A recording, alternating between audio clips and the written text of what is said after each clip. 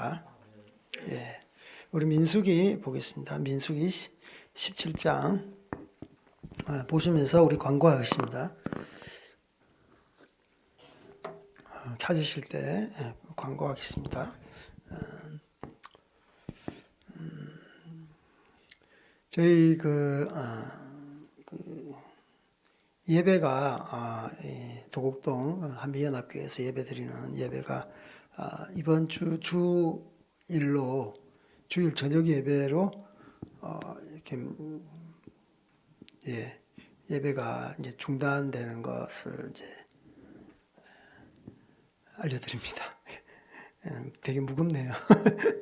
예, 도곡동 예배당이 코로나 시대로 접어들면서 전혀 종식되지 않고 장기화되면서 또 이제 수지 예배당도 있고 여기 이제 도곡동 예배당도 있고 그런데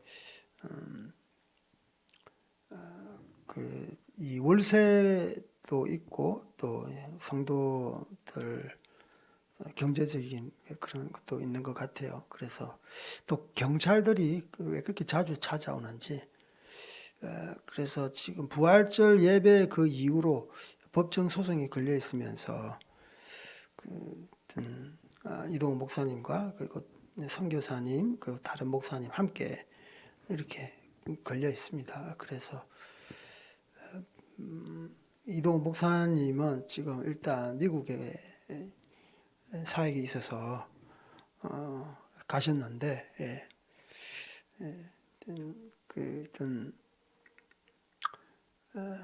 지금 수지 예배당도 이제 다른 분이 목사님이 이제 말씀 전가하시고 그래서 많은 사역들이 이제 위축되고 좌익 정부가 들었으면서 이 기독교에 대해서 굉장히 이제 안티적으로 반응하고 특히 이제 코로나를 정치적으로 이용하면서 교회만 유독 이렇게 그 세계에 몰아붙이고 있습니다. 여러분 최근에 아시다시피 이 민주당을 더불어민주당을 위시로 해서 정의당 이렇게 좌익 정당들을 필두로 해가지고 교회 탄압을 하는 이런 법안들이 많이 상정이 되었고 또 뭐 그 전에 행정명령이라는 이름으로 교회에 그 세계에 탄압을 하고 있는 실정입니다. 여러분도 잘 아실 거예요. 최근에 이제 올 연말부터 이렇게 비대면 예배에 대해서 정부 방역 방침에 따르지 않는 교회 같은 경우에는 아주 강력한 조치를 합니다. 예배는 드리는 것도 말할 것도 없고 교회 모임도 교회를 폐쇄까지 한다고 그래요. 교회 폐쇄. 벌금은 말할 것도 없고 300만 원.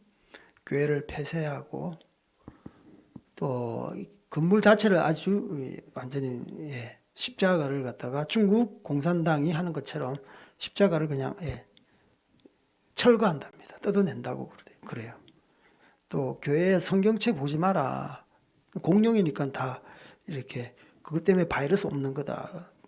그래서 하여튼 뭐 교회가 이 코로나에 걸리면 그럼 뭐 한미 연합 교회 코로나 환자 발생 뭐 이렇게 그 사람이 뭐 다른 직장을 다니든지 뭐 지하철을 타고 출퇴근하든지 그거 상관없어요. 일단 교회 다니면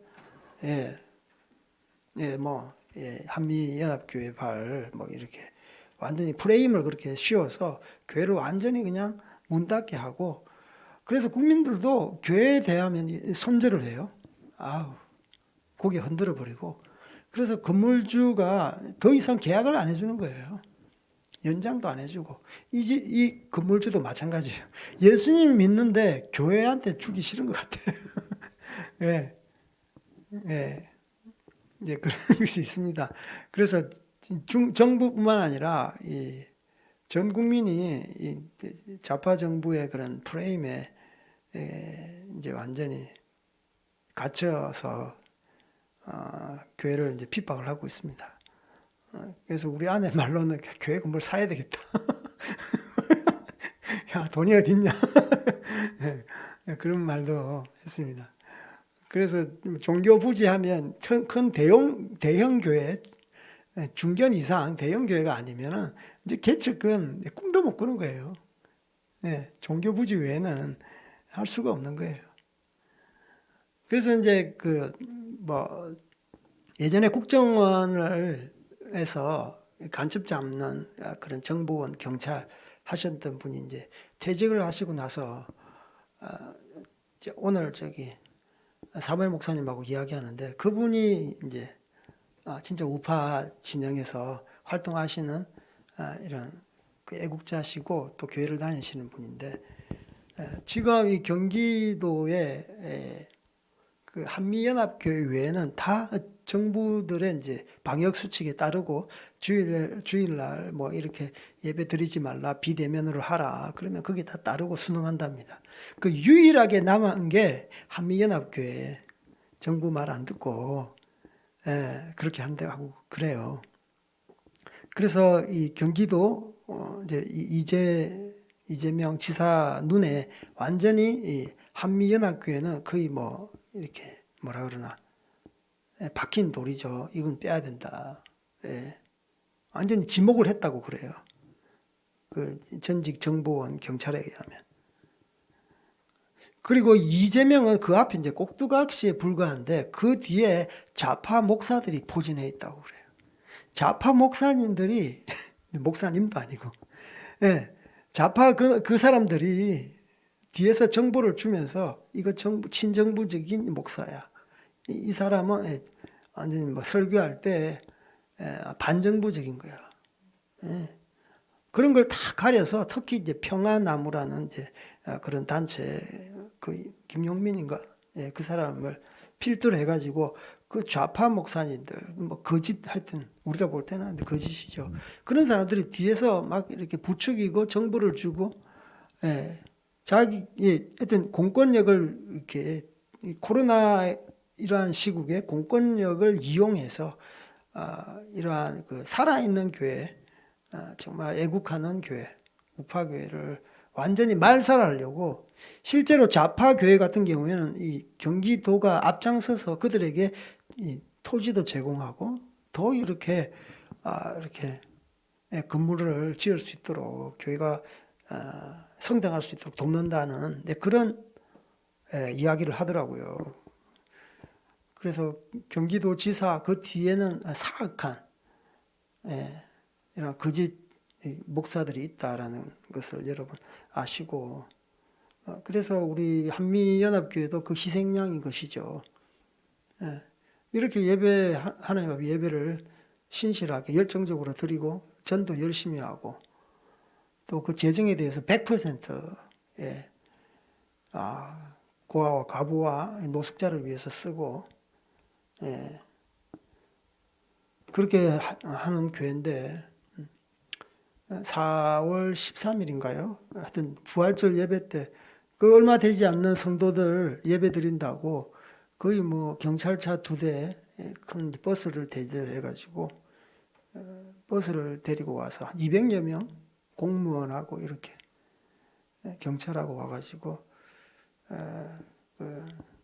교회를 갖다가 에워싸는 동영상이 다 잡혀 있는데 이제 그만큼 교회를 아주 못 살게 굴고 있고 아예 그냥 교회를 갖다가 폐하려고 생각하고 있습니다. 여러분 계속 기도해 주시고 하여튼 우리 예배는 이번 주 저녁 예배로 마치고 뭐 계속 예배는 뭐 쉬지 않지만 이 장소에서는 예배가 없습니다. 이제 그렇게 아셨으면 좋겠습니다. 정말 이 광고 드리려고 하니까 되게 불편합니다. 불편합니다.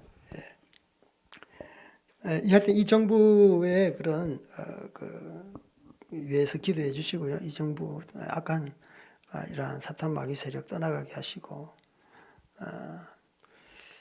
우리가 하나님의 그 사람으로서 공의의 목소리를 계속 내야 된다고 여러분에게 계속 설교를 하는데 성경에 이런 말씀이 있습니다.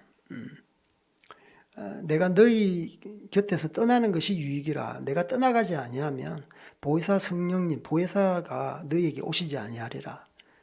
그리고 예수님께서 그 아버지께로 가시면 이게 보혜사 성령님 그분께서 너희에게 오셔서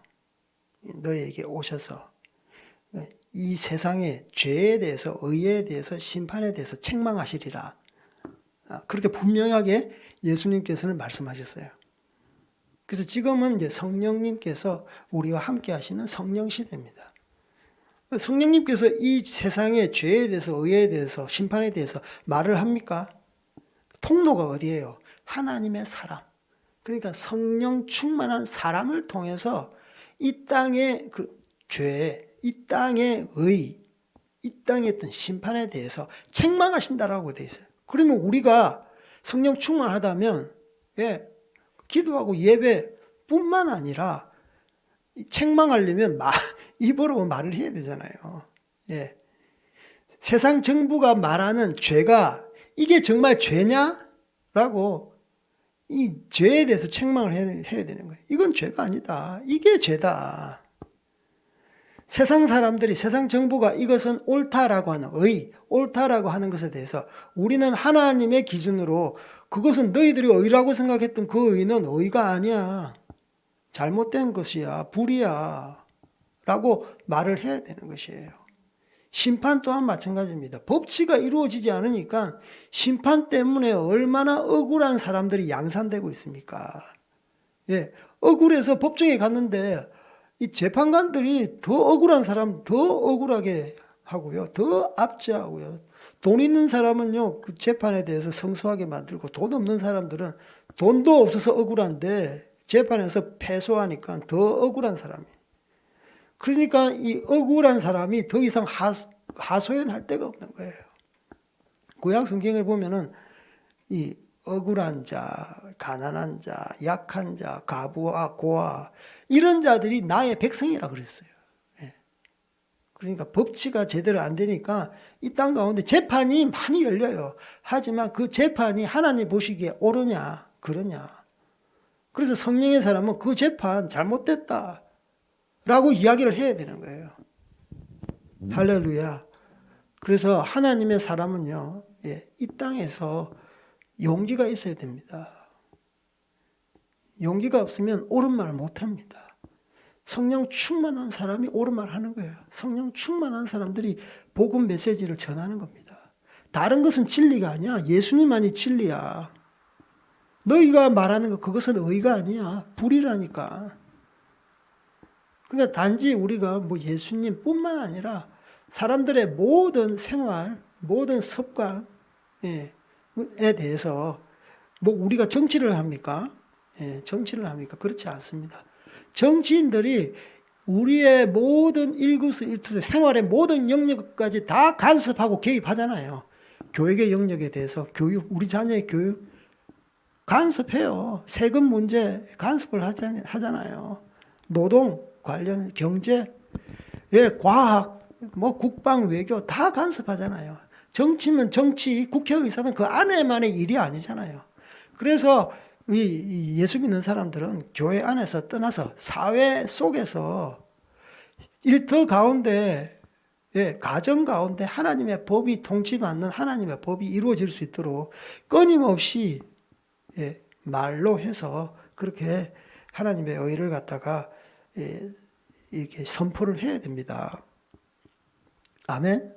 이것 하지 않으면 성령 충만한 사람이 아니에요. 내가 성령의 사람이다. 성령 충만하게 하여 주십시오. 성령의 권능을 주십시오. 이거 오히려 자기의 뜻대로 자기 마음대로 사용할 수가 있는 거예요. 정말 이 땅 가운데 이제 용감한 사람이 필요합니다. 용감한 싸우는 사람. 우리가 뭐 총 들고 칼 들고 싸우겠어요? 우리의 싸움은 혈과 육에 대한 것이 아니라고 분명히 말씀했는데, 정사와 권세와 정사 바로 나오잖아요. 정치 관련, 정사와 권세, 정치권, 어떤 권세, 정사, 권세, 이 어둠의 세상 주관자들과 하늘에 있는 악한 영들에게 대함이라. 우리의 영적 전쟁은 정치권에 있는 거예요. 이 사회 현장인 거예요. 그래서 우리가 정말 용감하게 말을 해야 됩니다. 용감하게 말을 하면 경제적으로 가난하게 될 수도 있고 불이익을 당할 수 있습니다. 그럼에도 불구하고 예, 서로 손해를 보더라도 여러분은 할 말을 해야 되는 것이죠. 제가 선교사인데요. 선교사들이 할 말을 제대로 안 하더라고요. 왜냐하면 좌파 이게 사상에 쉬인 선교사님들이 너무 많아. 3분의 2가 그렇습니다. 안타깝기 거지없습니다.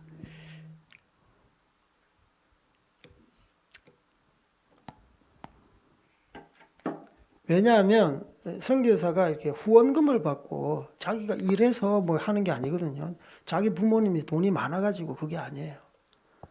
이게 후원을 갖다가 이 교회, 저 교회, 협력교회도 있고 주파선교회도 있고 그러니까 아, 말을 갖다가 제대로 못하게 되는 거예요. 예, 옳은 것을 옳다고 말하지 못하고 옳지 않은 것을 옳지 않다라고 말하지 못하는 거예요. 특히 정치적인 영역은 더더욱 민감하기 때문에 예, 말 안 하더라고요. 왜냐하면 그것 때문에 혹 예, 선교비가 끊길까. 이게 안타까운 거죠. 안타까운 거죠. 예, 사실 이 목사보다 믿음 좋은 사람이 선교사고 그 오지에 예수님 이름 그 이름에 의지해서 갔는데 이것저것 눈치 보니까 보기 안타깝더라고요.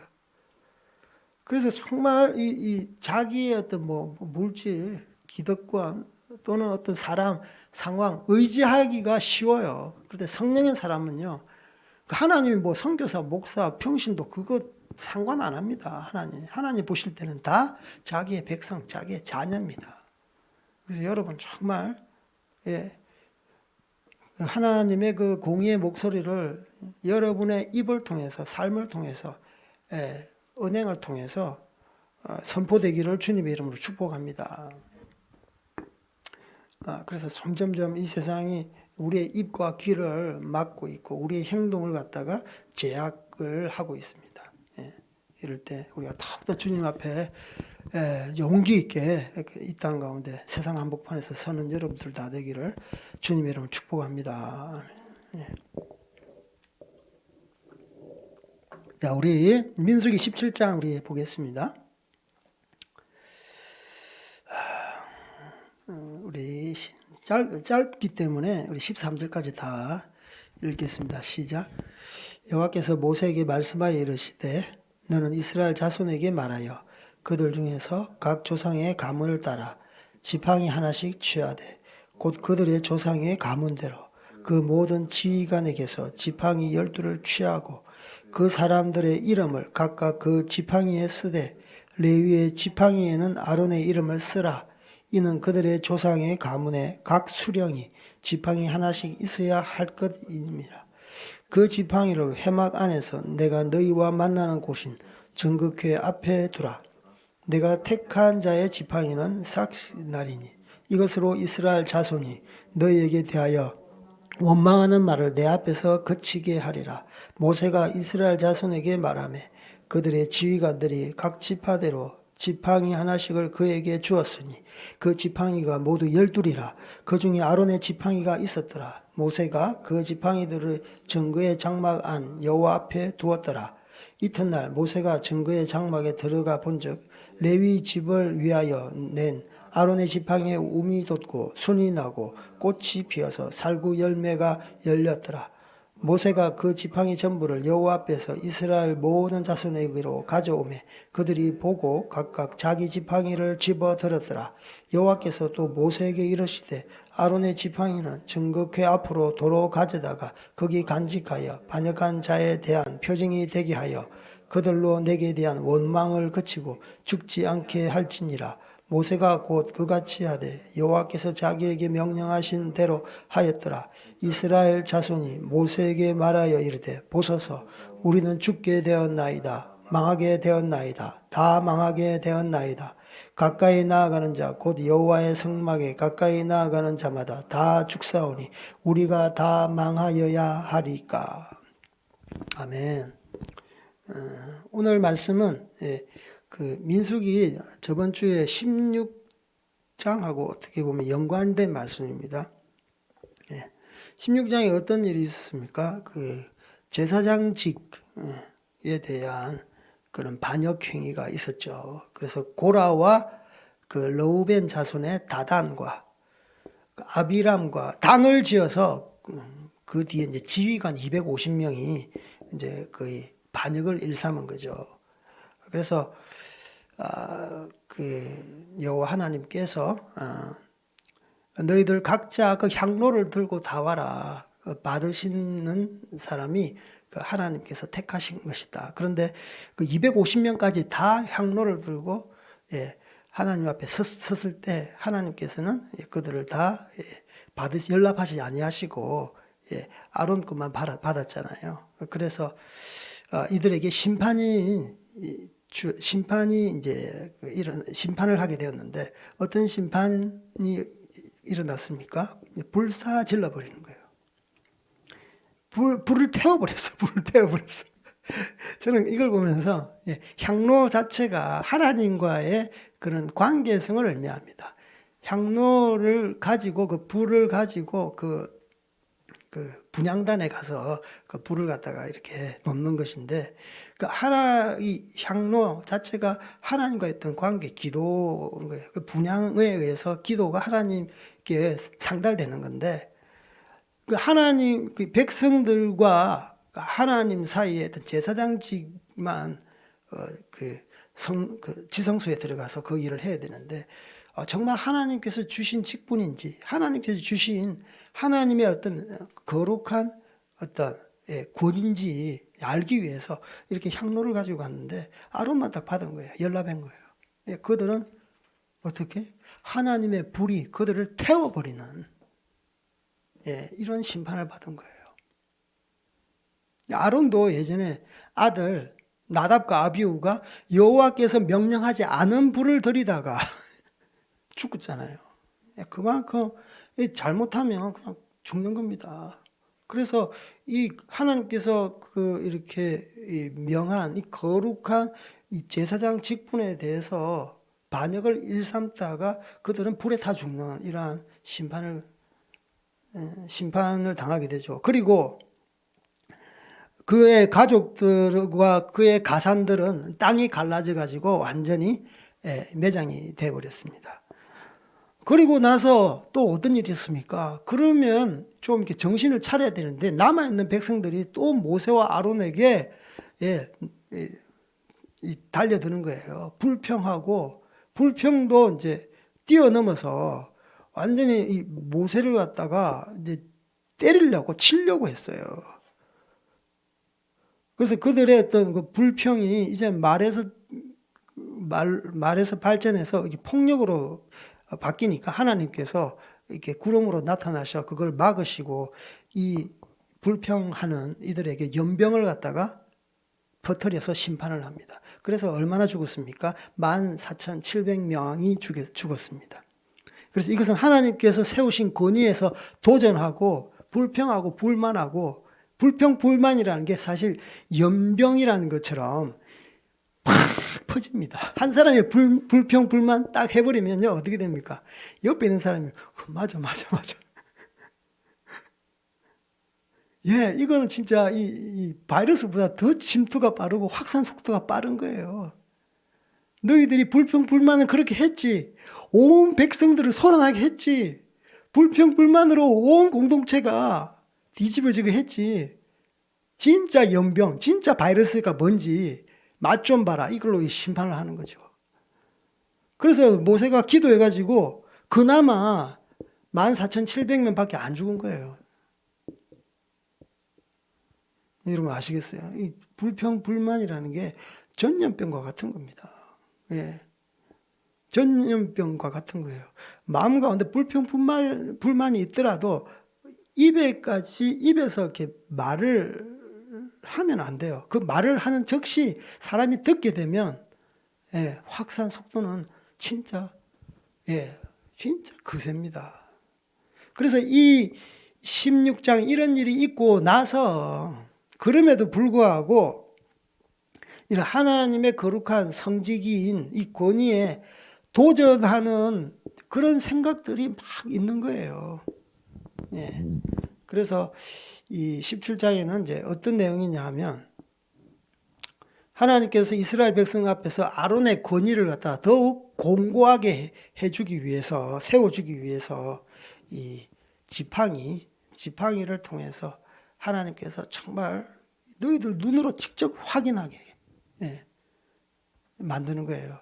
그래서 2절에 보면 너희는 이스라엘 자손에게 말하여 그들 중에 각 조상의 가문을 따라 지팡이 하나씩 취해라.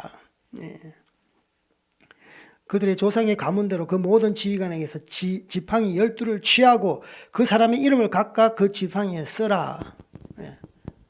각 지파별로 지팡이 하나씩 가져와.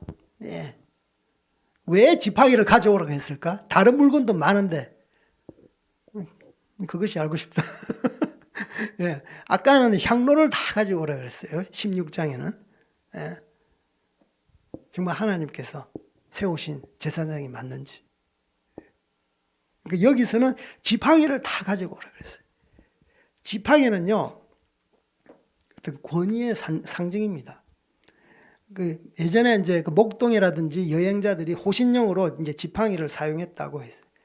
그리고 통치자들, 정치적으로 이제 일을 하는 이 통치자들은 그 권위의 상징인 막대기가 있어요. 그걸 다른 말로 규라고 해서 규. 고급스러운 말로 규. 예전에 우리 그 학교에 교련 선생님이 있었습니다. 그 교련 선생님은 대령으로 예편했나요? 그래서 학교에 와가지고 교련, 지금은 교련 과목이 없어요. 그래서 이 군사 훈련을 시켰습니다. 그래서 항상 그 막대기가 있었는데 진짜 대령 시대 때, 자기 대령 시절 때 그 막대기 쇠몽둥이. 이 손잡을 때는 다 굉장히 굵어요. 그런데 이 끝에 갈수록 점점 좁아지는 거예요. 여러분 본 적이 있나? 이게 지휘관들이 하는 막대기 규예요, 규. 그래서 이것은 통치자의 권위의 상징입니다. 그래서 하나님께서 이 지팡이를 가져오라고 했던 이유는 하나님의 권위가 어디에 있는지 그것을 눈으로 직접 확인시키기 위해서 그렇게 한 것이죠. 다른 물건이 다 많은데 지팡이를 가지고 오라고 한 이유가 바로 여기 있습니다. 하나님의 그 거룩한 권위가 어디에 있는지 12지파에게 다 이야기했어요. 그래서 그들은 다 평소 때 쓰는 지팡이가 아마 있을 거예요. 지팡이를 다 가지고 거기다가 이제 이름을 써라. 만약에 이렇게 의견이 분분하지 않기 위해서 자기 이름을 써야 되는 거예요. 우리 지파 이름, 러브인 지파, 아셀 지파, 갓 지파 이름을 다 적어가지고 다.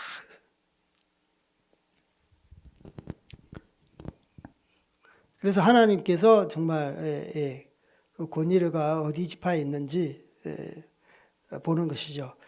그랬더니 어떻게 됩니까? 맞아. 그 5절에 보면 내가 택한 자의 지팡이에서 싹이 나리니 이것으로 이스라엘 자손이 너희에게 대하여 원망하는 말을 내 앞에서 거치게 하리라. 이 지팡이에서 싹이 난대요.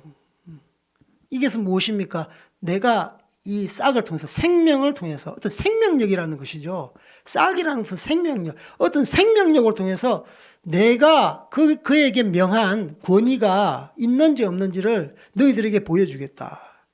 하나님의 거룩한 직분, 하나님의 거룩한 이 권위, 그것에 대해서 생명력을 통해서 너희들에게 밝히 보여주겠다는 것이에요.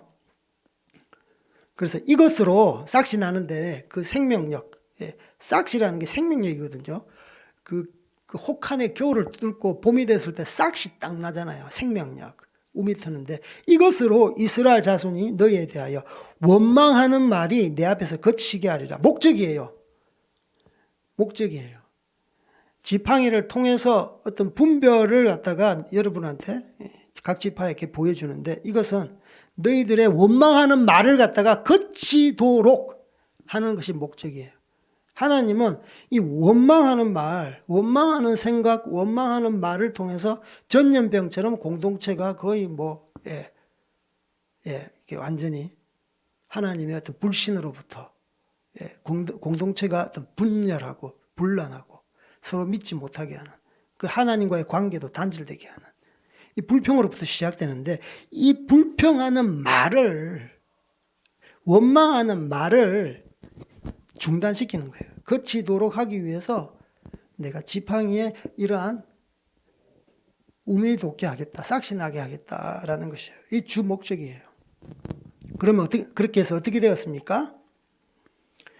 그래서 이제 6절부터 이제 11절까지 그 결과에 대해서 말씀하고 있습니다. 우리 8절 한번 볼까요? 시작. 정거의 장막에 들어가 본즉 레위 집 위하여 낸 아론의 지팡이에 움이 돋고 순이 나고 꽃이 피어서 살구 열매가 열렸더라. 예. 야, 이게 앞에는 여호와가 모세에게 명령을 한 것이 단지 싹시 나리라. 그런데 8절에 보니까 결과론적으로 어떻게 됩니까? 싹뿐만 아니라 움이 돋다. 이게 싹이에요. 순이 또 나는 거예요. 근데 꽃도 피어버리고 살구 열매까지 맺혀버렸어. 이 막대기 지팡이에 이게 이제 그 순차적으로 난 게 아니고 돋는 것도 있고 이 나무가 있으면 이 한쪽에 움도 돋았고 옆에는 또 순도 돋았고 또 꽃도 피어 있고 어떤 데는 그 열매가 맺혀 있는가. 그 한눈으로 다 보이는 거예요. 그 막대기에 전체적으로. 대단하지 않습니까? 그래서 확실하게 하나님께서 이제는 논란의 여지가 없이 아론 지파가 아론 자손이 하나님께서 주신 거룩한 성직, 이 제사장직을 담당해야 되는 지파다라고 말하는 거예요. 그래서 머라리, 게르손, 다른 고한 자손들은 여기에 도전하지 말라. 이제는 그들 앞에 어떤 논쟁의 종지부를 딱 찍는 싹 이게서 끝나지 아니하고 순도 나고 꽃도 피고 열매까지 맺혀버리는 이런 엄청난 일을 하나님께서 하신 것이죠. 그러니까 이 하나님과 백성의 그 중간 다리, 브릿지 역할을 하는 게 제사장의 역할인데 생명이 어디서 나옵니까? 제사장, 대제사장을 통해서 백성들로 이 생명이 흘러가는 것을 말씀하고 있는 거예요. 하나님께서 택한 이 자손을 통해서 한다. 너희들은 이제 반역하지 마라. 불평하지 마. 구시렁구시렁 불평해서 다른 사람한테 이렇게 헛소문, 가짜 소식 전하고 백성 선동하지 말아라. 그래서 분명하게 이 아론의 제사장직을 통해서 하나님의 생명력이 백성들한테 흘러가는 것을 말씀하시는 거예요. 그래서 살구 열매, 다른 열매도 아니고 왜 살구 열매가 맺혀 있나?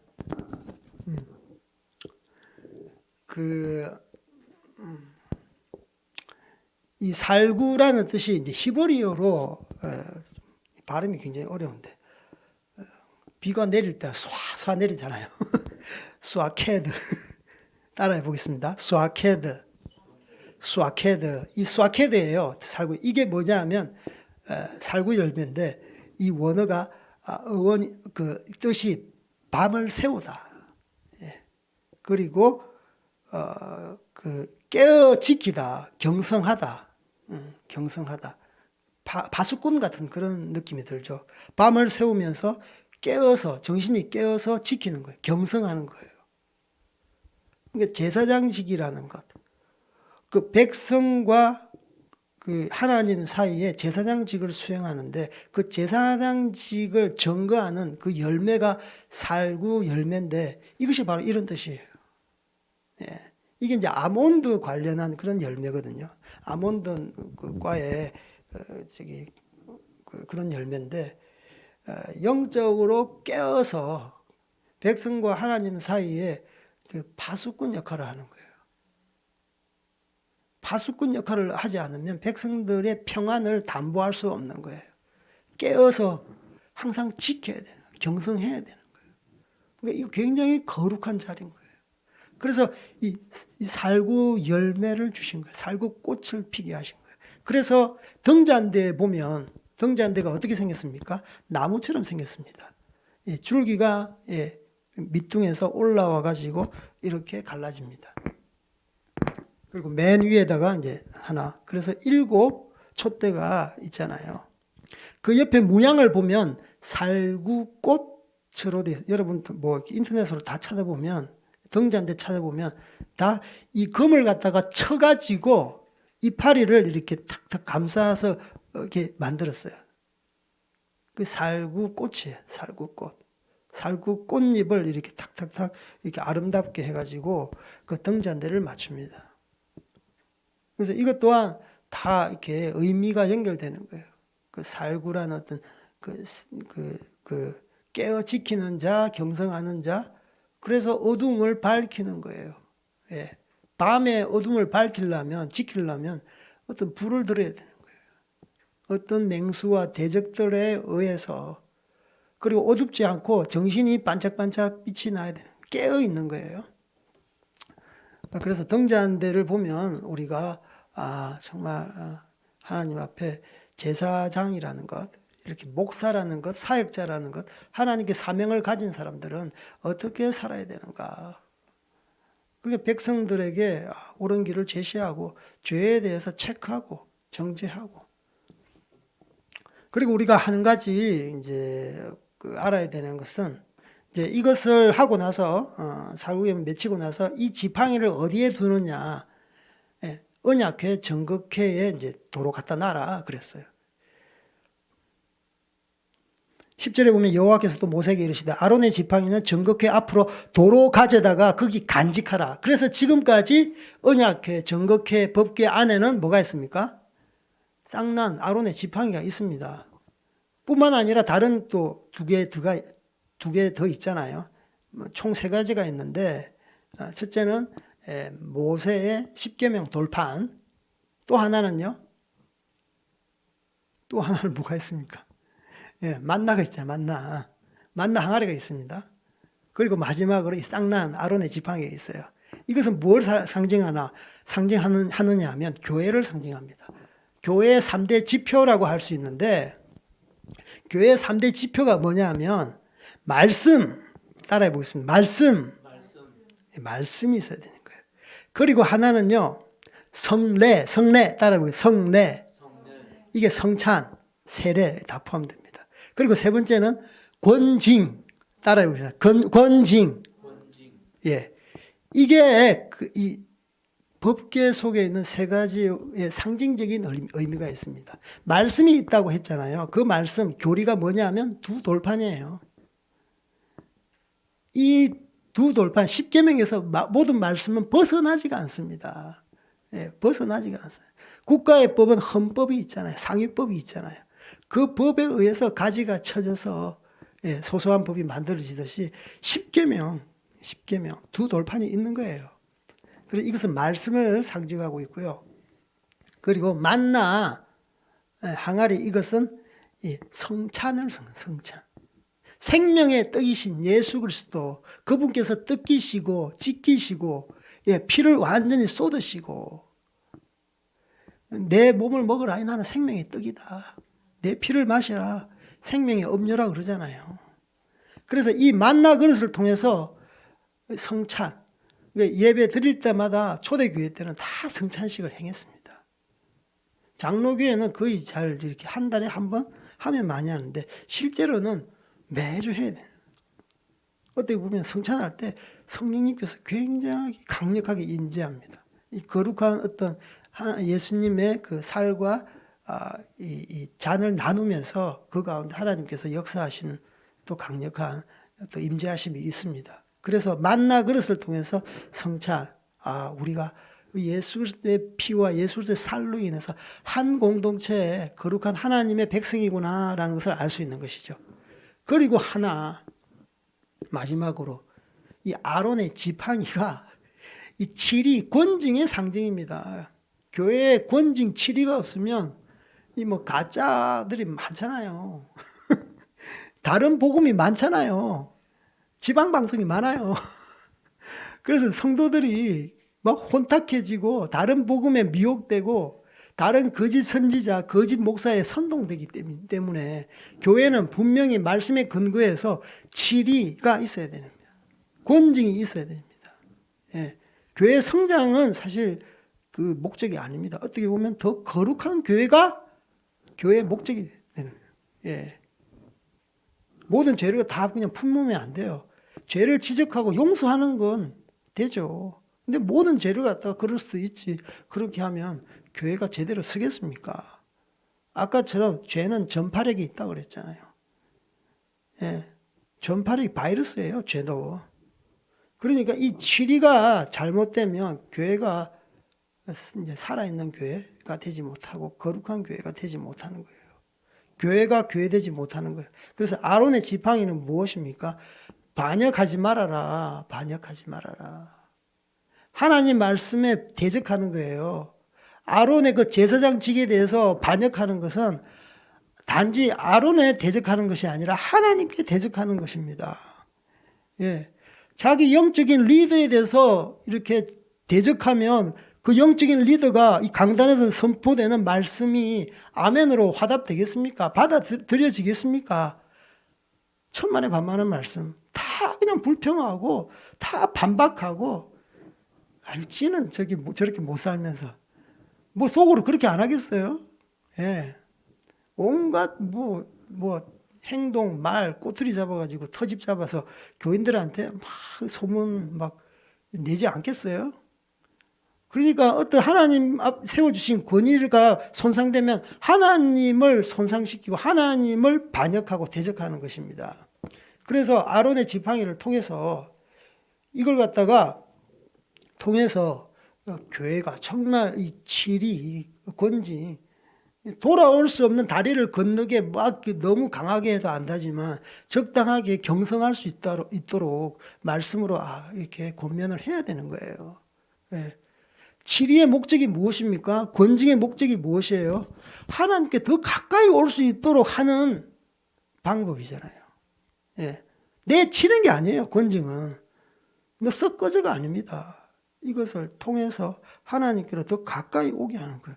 자녀를 때린다고 너 집에 나가 이게 아니잖아요.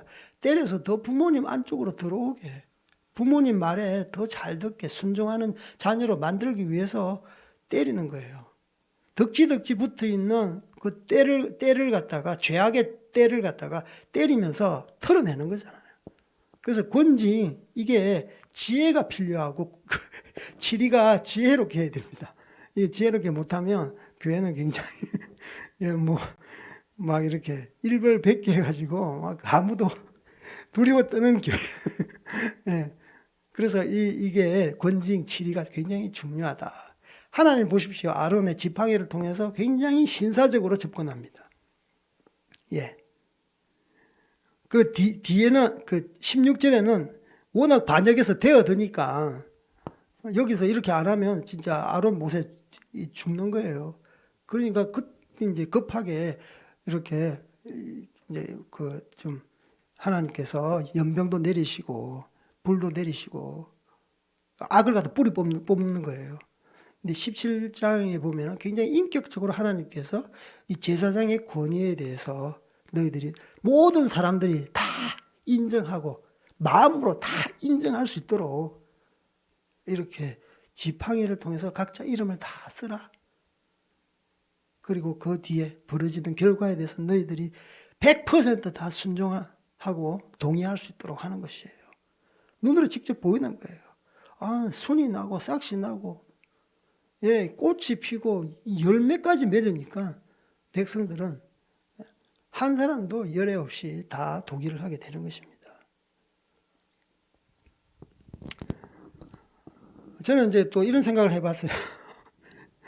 그 언약계 그 법계 안에 오히려 그 쌍난 아론의 지팡이보다 더 위대한 지팡이가 모세 지팡이인데 왜 모세 지팡이는 안에 보관하지 않고 아론의 지팡이만 보관했을까? 그런 생각을 해봤는데 여러분 궁금하지 않습니까? 예. 근데 모세 지팡이도 홍해도 가르고 그죠? 반석을 치니까 샘이 막 폭포수처럼 올라오고 얼마나 위대한 지팡이에요. 그런데요, 이 모세의 지팡이는 단순히 하나님의 기적의 통로만 되었지 실질적으로 그 자체가 통로가 아니에요. 통로일 뿐인 거예요. 무슨 말씀인지 알겠어요? 그래서 사람들이 오히려 이 모세의 지팡이는 우상화, 신격화하기 쉬워요. 금송아지처럼. 사람의 그런 마음을 알기 때문에. 그러나 이 아론 지팡이는 통로가 아니라 아론 지팡이 자체에 그냥 기적이 열리는 거예요. 꽃이 피고 열매가 맺어버리는 거예요. 그래서 이거 법궤에다가 간직해라. 법궤에 간직해라. 그래서 이것을 통해서 모든 사람이 100%다 양심적으로 동의하고 납득할 수 있도록 만드는 것이죠. 아멘.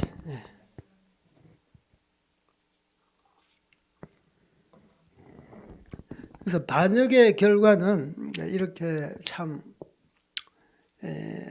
씁쓸한데, 이제는 너희들이 하나님께서 주신 권위에 대해서 이런 반고하지 말고 대들지 말아라. 사도직을 맡은 사도를 맡은 사도 바울도 사도직에 대해서 사람들이 계속 집적거려요. 갈라디아서 보면 이제 그런 게 나옵니다. 우리 갈라디아서 한번 볼까요? 갈라디 1장.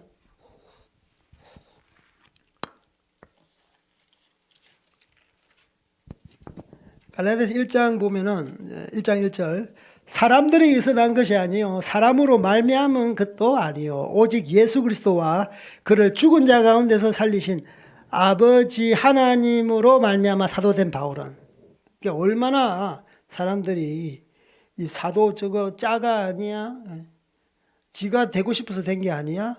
1절부터 바로 사람에게서 난 게 아니다. 사람으로 말미암은 것도 아니다. 오직 예수 그리스도와 그를 죽은 자 가운데 살리신 하나님 아버지로 말미암아 내 사도직은 보증된다라고 분명히 말하고 있습니다. 그러니까 사도직을 이렇게 훼손하니까 바울의 말도, 바울이 전하는 복음도 씨가 안 먹히는 거예요. 그래서 내가 전한 복음은 왜 다른 복음은 없다. 다른 복음은 없다. 내가 전한 복음만이 진정한 복음이다. 이 유대주의식 복음, 뭐 할례를 행해야 되고 유대인들이 먹어야 되는 것, 부정한 것 먹으면 안 되고 정한 것 먹어야, 이걸 다 지켜야 된다고. 이걸 계속 설파하니까 그거 아니다. 그거 아니다. 예수님께서 거룩하다가 한 것 다 먹는 것이다. 이방인들에게 다 어떻게 할례를 행할 수 있느냐. 그럴 수 없다. 예수님을 통해서, 믿음을 통해서 마음으로 할례를 받는 것이지, 그렇게 너희들도 지키지 못하는 걸 그렇게 지키라 하느냐. 그래서 이 사도직이 훼손이 되니까 이 사도 바울이 전하는 복음조차도 그들에게 씨가 안 먹히고 훼손되는 거예요. 그래서 사도 바울은 분명하게 자기의 사도직은요, 사람으로부터 된 것이 아니고 말미암은 것도 아니고 하나님 아버지를 통해서 나는 사도직을 명받았다라고 말씀하고 있는 것입니다. 우리가 어떤 권위에 대해서 대들고 거기에 대해서 부정하고 불평을 하면요, 그 사람의 권위자의 말씀 또한 귀에 잘 안 들어옵니다. 그렇지 않습니까? 지금 뭐 우리 세상도 그렇지만 아버지의 권위도 무시되고 있고 스승의 권위도 무시되고 있고 어떤 군대의 지휘관의 말이 무시되고 있습니다. 어떤 대통령 뭐 이런 말도 다 무시되고 있잖아. 거기서 어디서 나왔습니까? 지금 대통령은 쿠데타를 일으켰잖아. 예, 부정선거, 쿠데타, 온갖 이 부정한 방법으로 됐잖아요. 이런 권위를 인정할 수 없지만 그래도 대통령이라 불러주잖아. 좌파들이 다 권위를 갖다가 싸그리 뭉개버려요. 예, 선생님의 권위 다 뭉개버려요. 목사님의 권위, 교인들끼리. 그래서 어떤 뭐 교단 같은 경우는 목사님의 권위가 별로 없어. 월급 받는 사람이야. 그냥 월급 받는 사람. 어떤 장로님은 내가 저 목사 먹여 살린다. 권위가 다 떨어지니까. 그냥 주식 회사 무슨 교회.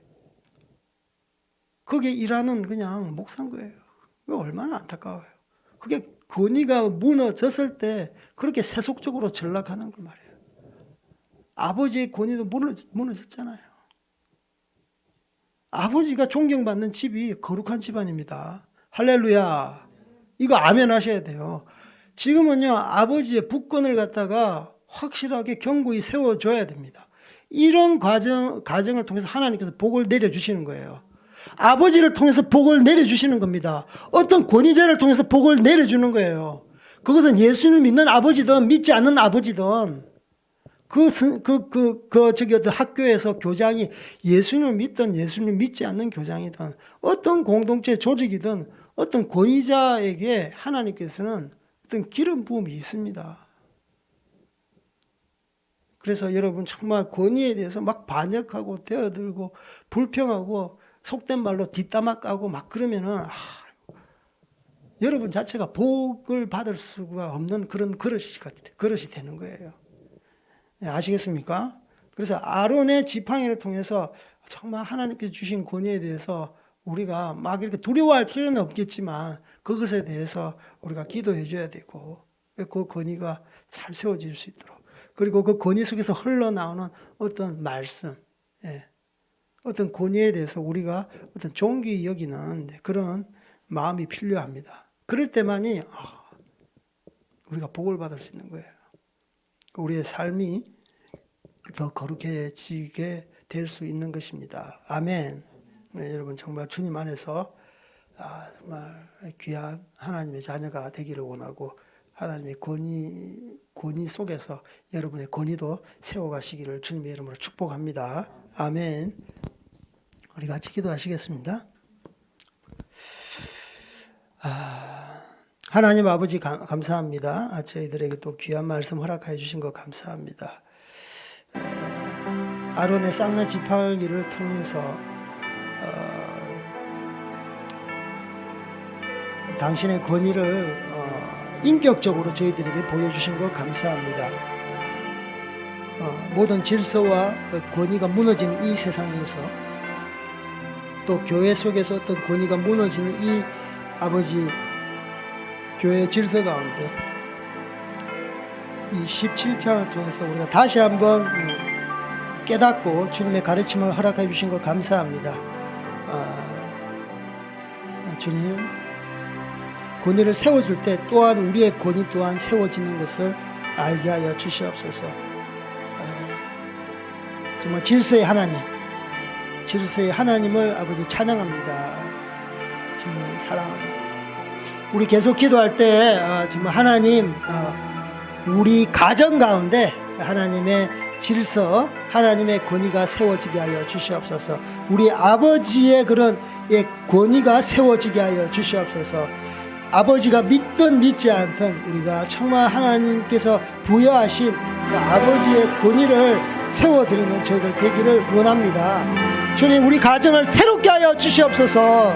이것을 위해서 주님 부르짖고 기도하시겠습니다. 주여